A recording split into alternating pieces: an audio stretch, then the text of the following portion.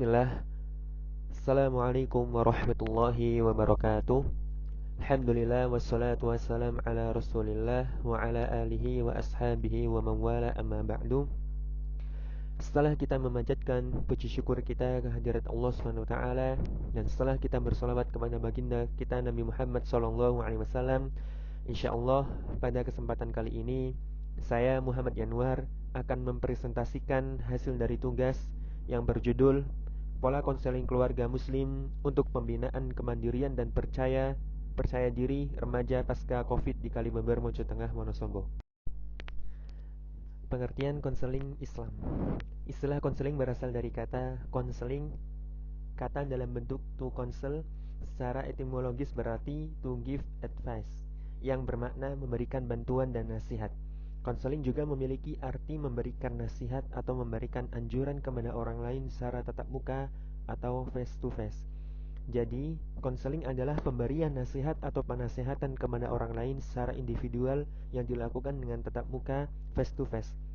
Konseling di dalam Islam dikenal dengan irsyad atau tolabul irsyad, arti dalam bahasa Inggris to counsel. Baik. Keluarga dalam perspektif Islam. Keluarga menurut konsepsi Islam adalah kesatuan hubungan antara seorang laki-laki dan seorang perempuan yang dilakukan dengan melalui akad nikah menurut ajaran Islam.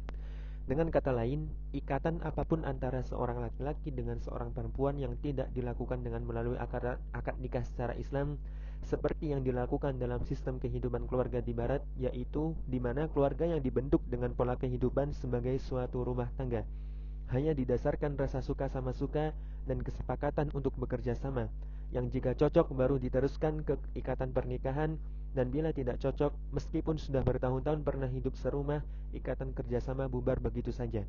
Menurut kesepakatan bersama pula, karena itu ikatan keluarga semacam ini tidak diakui dalam Islam.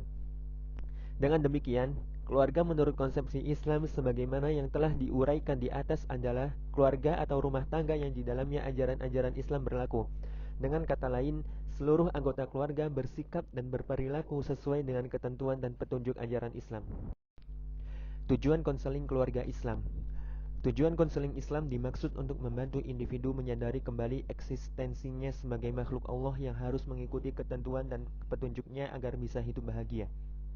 Artinya, individu diajak kembali menelusuri petunjuk dan ketentuan-ketentuan dari hukum-hukum Allah Subhanahu wa taala, memahaminya kembali, menghayatinya kembali, dan coba menjalankannya sebagaimana mestinya.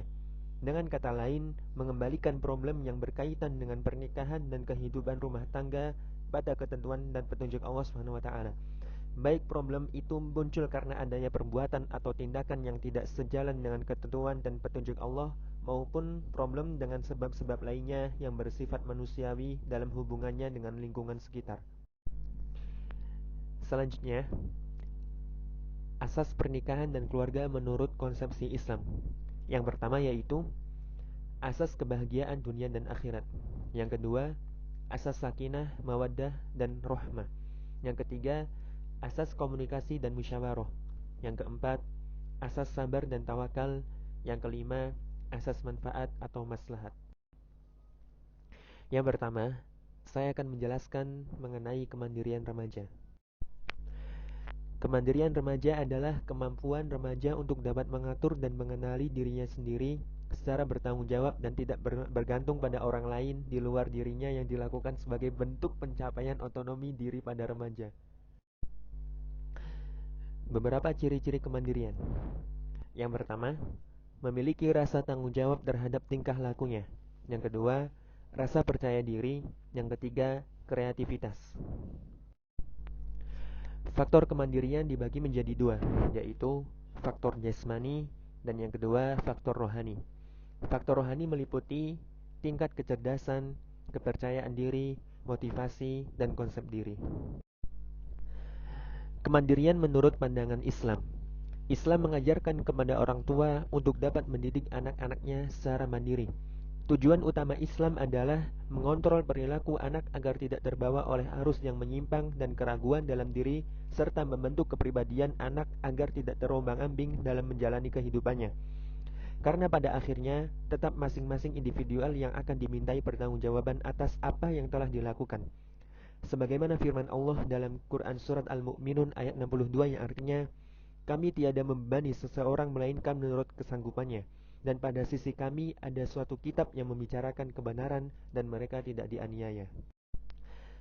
Bagian kedua yang saya akan jelaskan yaitu mengenai kepercayaan diri remaja.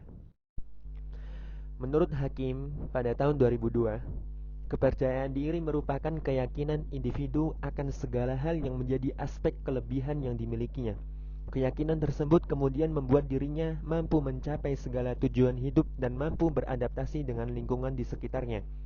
Dengan demikian, individu yang memiliki tingkat kepercayaan diri yang tinggi akan mampu menerapkan pikiran positif dalam dirinya dan dapat mengelola secara kebutuhan hidupnya. Aspek kepercayaan diri.